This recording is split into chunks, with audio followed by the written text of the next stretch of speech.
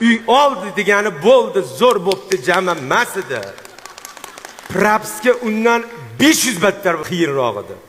Men bilan kimdir so'rasa, qovog'ini osib so'rasa, bilib qoldimmikin propskam yo'qligini deya. Assalomu alaykum aka desam, qalaysiz desa, bilib qopti-da propskam yo'qligini. Pastlarda o'tirardik, propskasi yo'q odam emas edi. Jami, pastga. Qimmat kiyingan akalarimiz bor edi.